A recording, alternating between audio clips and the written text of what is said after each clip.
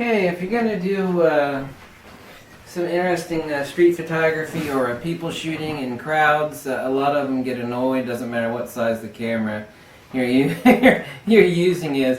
But to obviously get some of those candid shots, obviously you first need to have the skills to be able to develop your composition, understand what correct exposure is. I mean, if you got to throw it in program mode,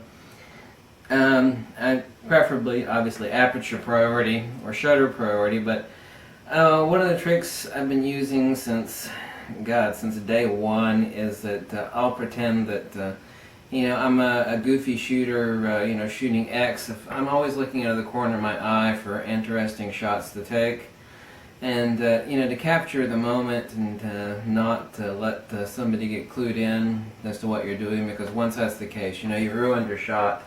I'll have my eye over here at what it is I want to shoot, and I'm shooting the beach or the nice building over there, but as soon as they looked away, then I'll grab a shot and then come back and pretend that I'm shooting something else. You need to be both quick, but you need to have your head on a swivel and your eyes like a chameleon to get some of the candid shots, so that you don't disrupt the composition of the shot, because someone will change, and just as the premises of the observer effect, once it is known that you're observing something, then the composition and the quality of the picture or the image that you want to create is obviously changed. So just think of some interesting tricks, and pretend to be the clueless doof that's taking pictures or whatever, but you always have your eyes on a swivel, and once you've noticed they've looked away, grab the proper shot. It's an endlessly useful trick. It's not really a trick, but it's something I notice a lot of people don't do. They'll stare at something, and they'll notice you're staring at it, and you'll let me take a picture. It's like, why can't I get a good shot that way? It's not candid. You haven't really captured the nakedness of what someone is, or what the scene is. Obviously you don't have to worry about inanimate objects that way. You don't have to worry about people and animals, and sometimes animals don't care, but I do notice that some of them certainly do.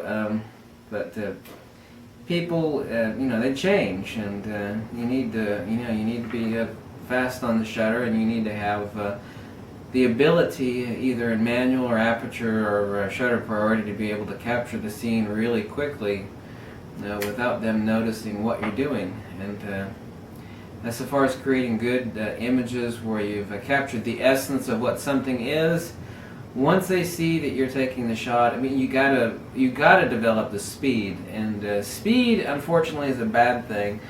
Only to start out with, in that a lot of people, they know that they've got continuous high on their camera, and they know that they've got fast autofocus lenses in their cameras, that they can be fast, but there's no forethought put into the composition of the shot or what it is you're shooting. And so a lot of thought that goes into the creation of the shot, which starts up here in your brain, has been negated, and people are just, they're throwing the camera in continuous high, and they're just shooting the hell out of anything and everything. They're engaging in spray and pray photography, and I'm certainly not advocating that. What I'm saying is that once you develop the skills, both of your composition and understanding, what the lighting is, that if you've got that and you're able to increase the speed, then things will evolve rapidly, so that you're actually able to get candid moments of street photography, sports, action.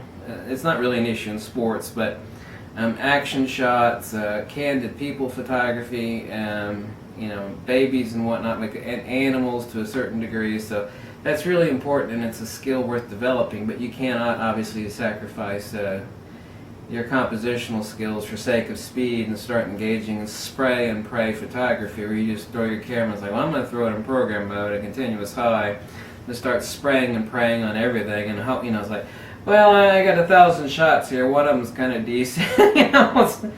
That's not only needless abuse as far as a shutter count on your camera, which really isn't a big deal at all, but that sort of spray and pray photography doesn't improve anybody's skills. I'm talking about developing actual speed so that you're actually able to get the candid shots without anybody noticing. You know, you get there, you know, you're shooting something else. They think you're shooting something else. You're not. You're actually shooting them, but you're pointed in another direction. And as soon as their attention is away and the proper composition presents itself, you know, you got it and you go away, and they have no idea what happened. And that's when the real magic starts happening. You start creating wonderful images that nobody notices, because once they notice it, they clam up, the whole mood changes, and then you lost the shot and you're just wasting time. So anyway, that's something to think about, please, and it's very helpful. Okay, catch you later.